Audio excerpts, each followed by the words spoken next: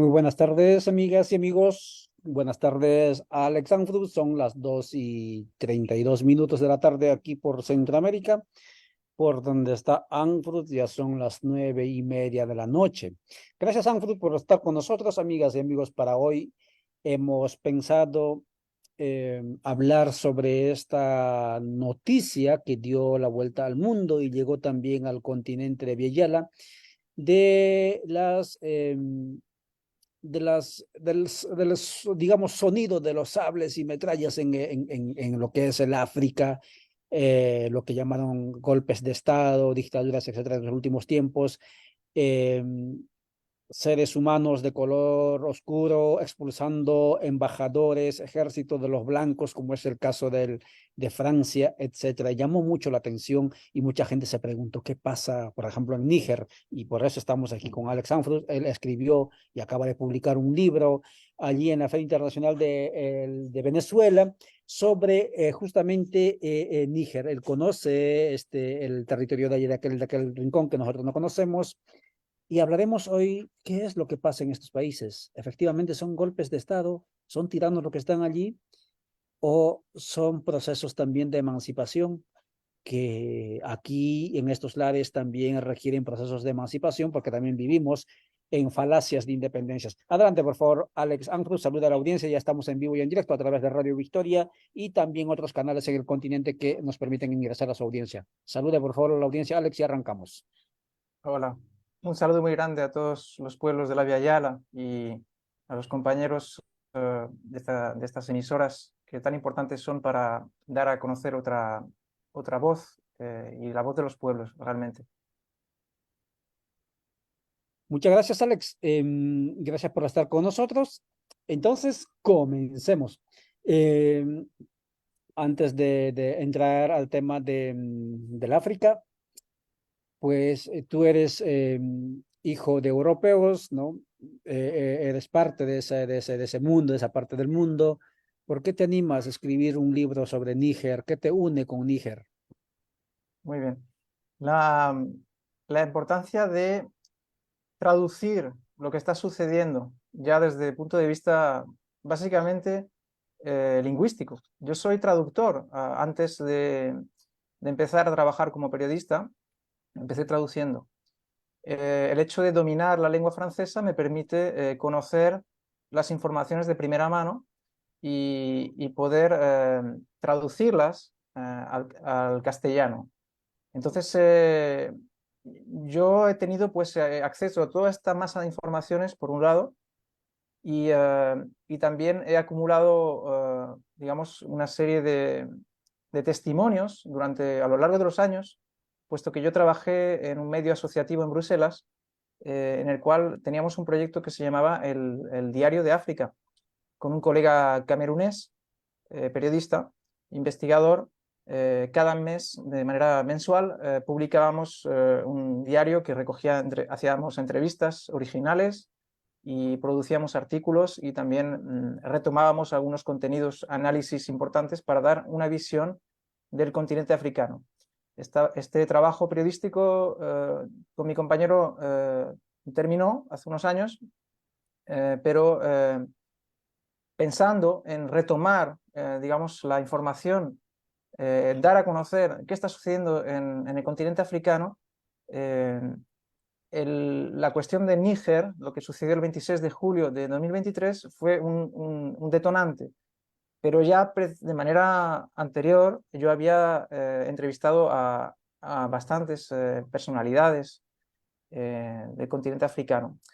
Hay que comprender que es cierto, África y Europa están muy cerca, pero siguen habiendo todavía mucha incomprensión.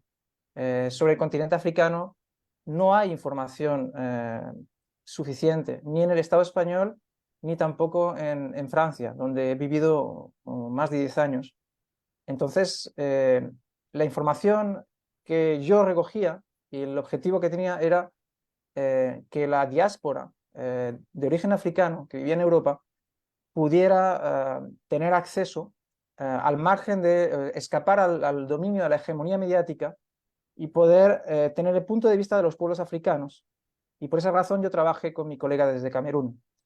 Y ese pues fue el origen. Desde el golpe de Estado de Níger, lo que ha sucedido es un gran cambio en la región, es una culminación de una serie de cambios que se han estado produciendo, y quise pues poner todo esto en perspectiva.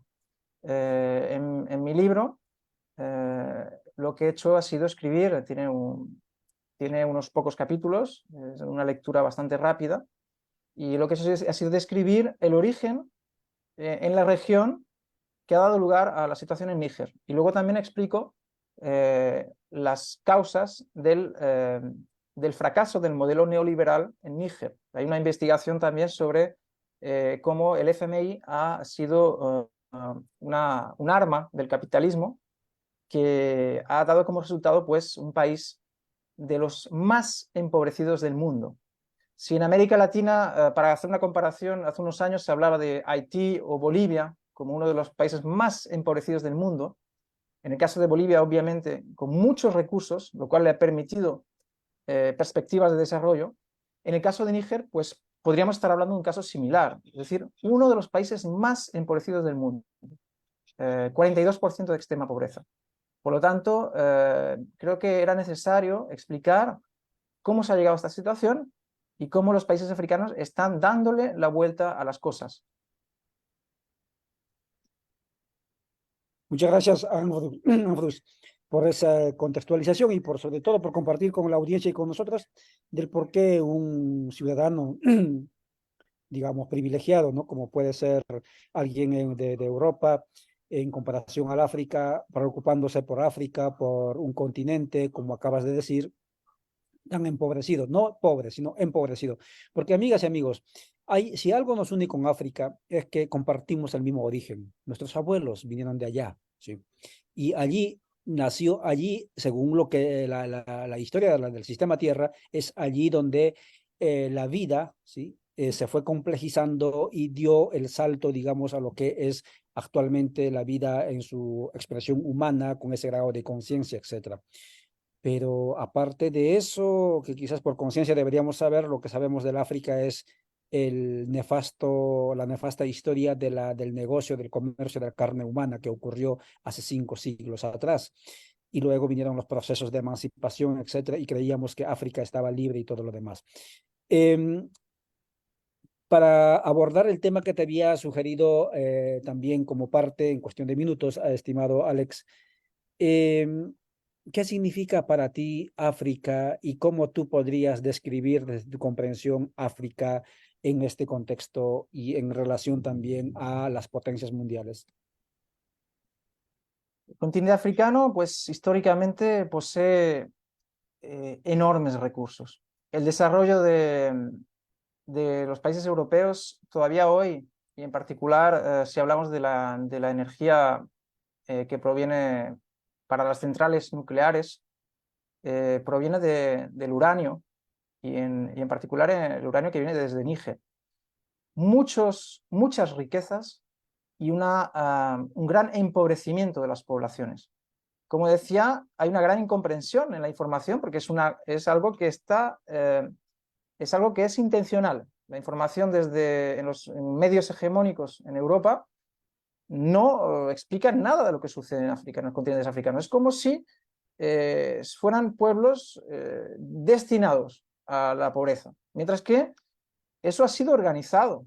Por lo tanto, es muy importante pues, trazar, digamos, el origen, como bien lo has señalado, de la utilización de mano de obra esclavizada, humana, que ha sido una de las causas del crecimiento, digamos, del capitalismo, de la acumulación del sistema capitalista. Por lo tanto, proviene ya de un crimen. Es decir, el capitalismo se sostiene en un crimen masivo y un genocidio hacia los pueblos africanos. Esto no es recordado suficientemente. En Francia hay algunas iniciativas memoriales, pero bueno, si se dijera, digamos, si se estudiase, si se analizase, si se explicase suficientemente, no habría, yo creo que no habría el problema del racismo, del crecimiento de la extrema derecha en los países europeos. Es decir, la primera cosa es la comprensión de que, como bien lo has comentado, los pueblos europeos, o sea, el sistema de bienestar, entre comillas, que también está siendo atacado en los países europeos, proviene del empobrecimiento, de lo que se llamaba antes el subdesarrollo de los países africanos. Podemos tomar como ejemplo, que yo lo analizo en el libro, la guerra de Libia, que seguramente sonará bastante en América Latina, porque, bueno, en Libia había, bueno, había un gobierno que tenía unas políticas, podríamos decir, sociales o socialistas. Ciertamente era un modelo original, sin embargo, se inspiraba en el panarabismo del mundo árabe. Y una vez que la integración del mundo árabe fue bloqueada, digamos, por el papel conservador de las petromonarquías, el comandante Gaddafi tuvo la orientación panafricana muy fuerte. Es decir, en realidad una visión internacionalista, ¿no? De solidaridad entre los pueblos, de ayuda al desarrollo de los pueblos del sur. Y esa es la verdadera batalla, la verdadera lucha. Entonces, Francia y la OTAN y Estados Unidos tuvieron un papel en el ataque, la agresión imperialista a Libia. ¿Por qué comento esto? Porque yo mismo he conocido un migrante guineano que pasó por estos campos, por estos terrenos, mercados de esclavos que han habido en Libia desde la intervención francesa militar. Es decir, que se ha creado una situación en un país en el que antes, en Libia, había verdaderamente, la población no le faltaba realmente de nada, porque había derecho a muchas cosas, por ser un país productor de petróleo con muchos recursos, recibía mucha inmigración en Libia. Se ha creado un caos en la región que ha hecho que la migración ilegal ha sido utilizada también para reactivar prácticamente algo que creíamos ya desaparecido, que es mercado de personas esclavizadas. O sea, Libia produjo con la intervención francesa el paso de armas hacia Mali. Desde declaraciones oficiales en el gobierno de Mali ha sido reconocido que la crisis en Libia, provocada por Occidente, por los países occidentales, que sería una generalización, pero podríamos hablar de la OTAN, ¿no? Lo que produjo es una desestabilización en Mali. En Mali es un país con un territorio muy extenso, desértico, en el Sahel, que fue desestabilizado con grupos separatistas y grupos terroristas. Ahora bien, eso justificó una intervención de tropas francesas en el terreno. Eso produjo la estrategia, o sea, había la estrategia detrás de una partición territorial de Mali. Y entonces lo que tenemos que comprender es que la estrategia francesa en el continente africano y en la zona antiguamente que era colonización francesa hasta principios de los años 60, Francia sigue teniendo hoy en día un papel neocolonial. Entonces, hemos hablado de Libia, hemos hablado en Mali, y lo que sucedió es que cuando hablamos de neocolonialismo, no se reduce a estas intervenciones militares, sino que hay una dimensión económica. Entonces, en estos países, en Mali, en Burkina Faso, en Níger y en otros países, hay varias herramientas de dominación. Una, el sistema monetario. Se sigue utilizando una moneda que es una moneda colonial, producida en Francia, ¿no? Entonces tenemos un control del sistema monetario.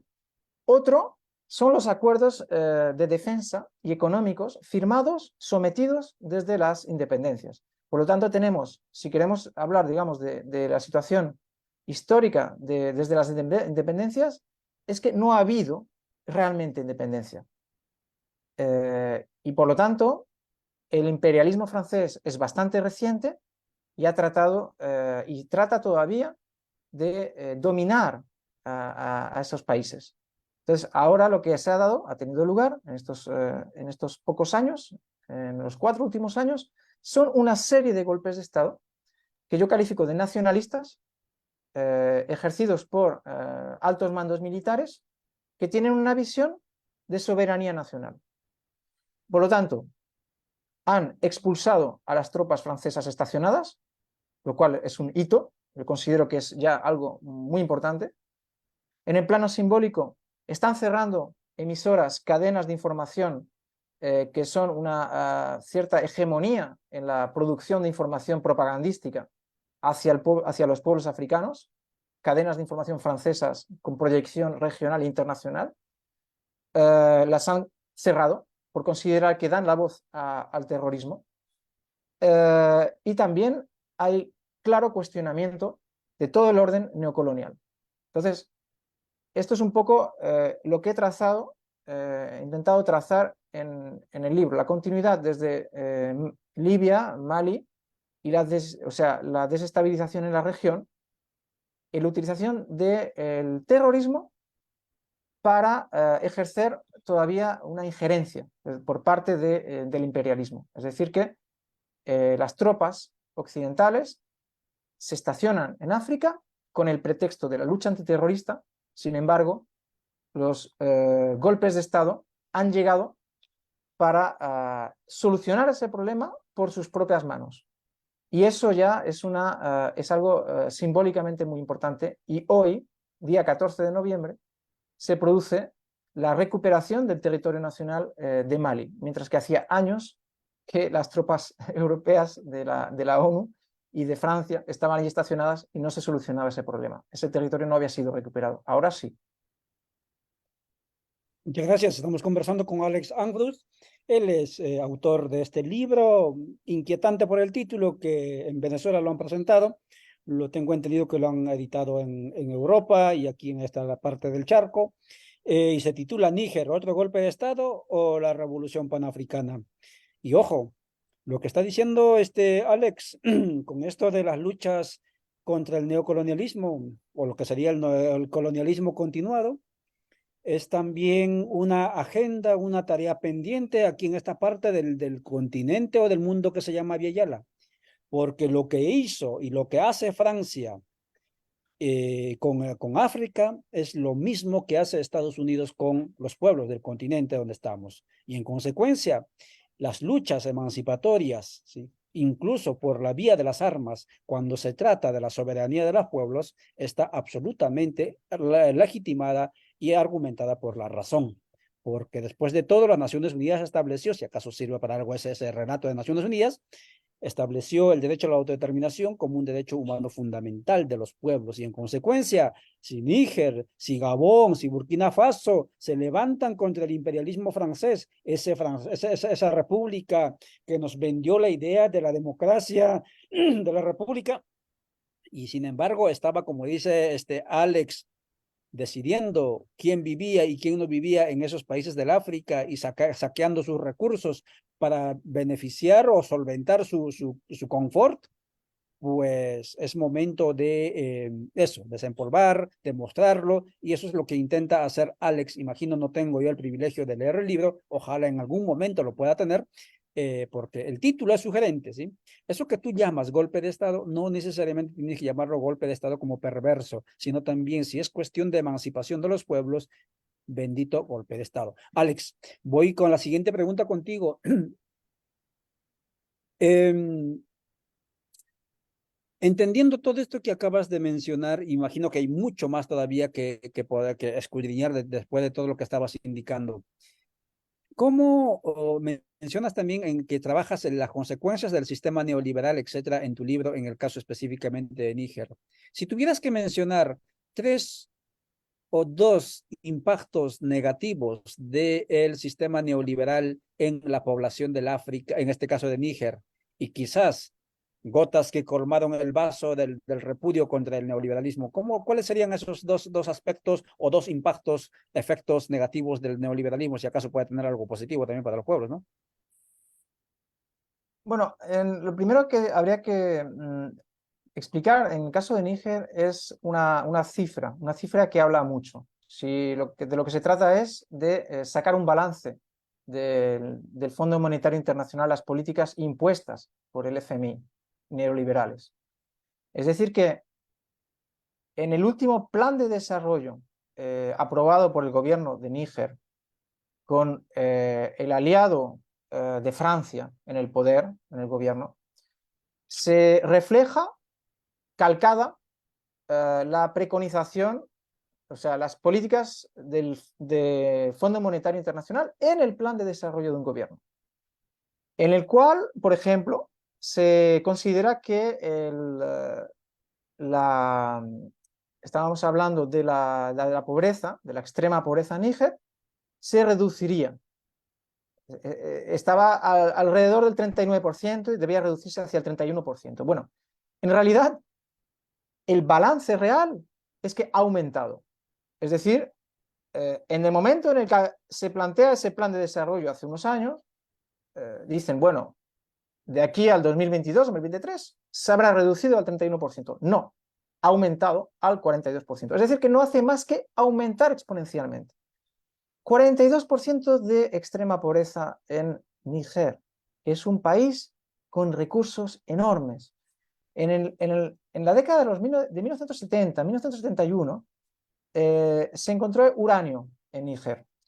La exportación en cuestión de unos pocos años pasó del 7% al 70% de las exportaciones del país. El uranio es una materia prima estratégica que podría permitir cubrir toda la producción eléctrica, todas las necesidades, ¿no? Como lo hace Francia, que tiene sus centrales nucleares, pero haría falta una industrialización, digamos, un desarrollo tecnológico. Ahora bien, el papel de Níger ha sido sometido a la exportación de las materias primeras. Y evidentemente también luego el precio es otra cuestión. En las falsas independencias impuestas por Francia a estos países, entre los cuales Níger, se impuso un acuerdo en el cual el trato, la venta, el comercio de las materias primas estaba con preferencia hacia el antiguo amo colonial, hacia Francia. Es decir, que no podía comerciar libremente sus materias primas ni cambiar el precio. Por lo tanto, esto es una de las causas, y a pesar de eso, es unas causas de, digamos, el problema del desarrollo en Níger, pero a pesar de eso, en los años 70 hubo ya unas tentativas de inversión pública y se crearon empresas nacionales y es un país en el cual el Estado ha habido por parte del pueblo, de los gobiernos nigerinos, con cierta diferencia en algunos casos, digamos, ahí tiene un componente nacional también diverso, son pueblos diversos en África también, las fronteras heredadas del colonialismo también es otra cuestión, pero hubo tentativas de reforzar el Estado. Ahora, llegó el golpe tremendo del neoliberalismo en los años 80, 90, para privatizar las empresas nacionales, la electricidad, todo eso. Luego, en los años 2000, otra vez hubo una tentativa de salir de esa situación. Estaba hablando del uranio. Es que Francia tenía un monopolio. Areva, una multinacional francesa, gestionaba toda esa exportación del uranio. No había otra empresa que pudiera llevárselo. Era un monopolio prácticamente. En los años 2000 surge un gobierno que tiene otra visión, que era Mamadou Tanja. Este gobierno sí trata de ampliar los socios. Y en particular, ese gobierno es una de las razones por las cuales se dice que sufrió un golpe de Estado en 2010, porque trató de diversificar los socios, entre los cuales China. Pero ya hubo una visión muy clara, por ejemplo, de crear una refinería nacional para el petróleo y algunas tentativas, por ejemplo, hay que saber que no solo el uranio, hay muchas materias primas, es algo que yo analizo en el libro. Tenemos también, está el río Níger que permitiría, es un proyecto que lleva décadas y que ahora debe materializarse, la presa de Candachi. Candachi sería una gran infraestructura hidráulica que permitiría reducir la dependencia energética en materia de electricidad, porque es dependiente. Otra cosa, la explotación del petróleo. Hasta hace poco Níger no era un país conocido por una producción de petróleo realmente. Ahora ya se ha encontrado reservas importantes que permitirían de pasar de 20.000 barriles diarios a 110.000, entre los cuales 90.000 para la exportación. Con lo cual, Níger ya tendría un ingreso importante, yo tengo la cifra de aquí, de 4.000 millones de dólares, que representa un cuarto del PIB, Producto Interior Bruto, por ingreso de petróleo. La presa hidráulica, tenemos también el petróleo, tenemos el uranio y tenemos también este proyecto del mayor oleoducto de África también, es decir, para el petróleo. Y además, otro proyecto había de gasoducto. O sea, una zona con múltiples recursos y con tentativas de desarrollo, de que las materias sirvan para los pueblos, para salir de esta realmente situación dramática de que los pueblos, en particular el problema de la alfabetización es terrible, es decir, que el problema del acceso a la vida moderna con sus ventajas, ¿no? La electricidad, etcétera. Estamos en una región muy empobrecida y además se ha utilizado el problema del terrorismo en la triple frontera con Mali, como decía, Burkina Faso y Níger. Esa triple frontera que era un foco de atentados, de desestabilización, y ahora mismo, históricamente, se está recuperando mediante la Alianza de Estados del Sahel, que es una organización regional, se está recuperando la seguridad. Una cooperación no solo de seguridad, sino también una solidaridad, porque hace solo 3 meses que hubo un golpe de Estado en Níger y rápidamente todos los organismos internacionales, Estados Unidos, la Unión Europea, Francia, etcétera, que daban, entre comillas, ayuda internacional, cortaron todas las ayudas, impusieron sanciones y amenazaron de guerra, de hacer una guerra en Níger, un país, como estaba explicando, con 42% de extrema pobreza. Además, una guerra allí, por favor. Los gobiernos africanos serviles al imperialismo, serviles al neocolonialismo, se apuntaron a esa guerra. Y muchos pueblos están despertando, están diciendo, ¿cómo? ¿Gobiernos africanos aquí, sometidos a Francia, van a enviar tropas africanas a intervenir en Níger? Imposible. Y está despertando lo que yo en el libro llamo una revolución panafricana, ¿no? Es decir, las ideas de Tomás Sankara, por ejemplo, que es un líder que fue asesinado, que rechazó el pago de la deuda en los países del sur, deuda injusta además, cuando estamos hablando de, como estamos diciéndolo, como todas las cifras, todos los mecanismos que se puedan estudiar, todos los investigadores han estudiado cómo son países que han sido históricamente sometidos, está claro. Cómo además imponerles este yugo, ¿no? Estas condiciones, es decir, privaticen, no podrán desarrollarse. O sea, tendrán que recortar el papel del Estado, ¿no? Bueno, estamos en una situación, una encrucijada. Yo en lo que en el libro trato de explicar, pues todas estas situaciones, la cuestión de las materias primas, la historia de Níger desde el punto de vista del neoliberalismo, cómo han habido luchas. Luego también un capítulo hablo del papel de Rusia, porque claro, ahora Francia dice, bueno, Rusia es el enemigo. Y bueno, y hay ciertas ideas que dicen, sustituir un imperio por otro. Bueno, yo trato de explicar esto con hechos, verdaderamente, y desde el punto de vista africano, porque yo estoy en contacto con militantes y compañeros, colegas de diferentes puntos de África, que son quienes me permiten a mí escribir este libro a partir de testimonios, ¿verdad? Muchas gracias, Alex. Gracias por tu tiempo y por esa capacidad de sintetizar para nosotros, los que estamos a este lado del mundo, escuchándote de un mundo que no conocemos, como es el mundo del África y del panafricanismo. Y bendita culpa en Níger, si acaso eso sirve para, como tú dices, el despertar de las conciencias enmudecidas en ese mundo del África gigante. Y ojalá que ese espíritu también se aproxime hacia este lado del mundo, que también estamos en la misma situación.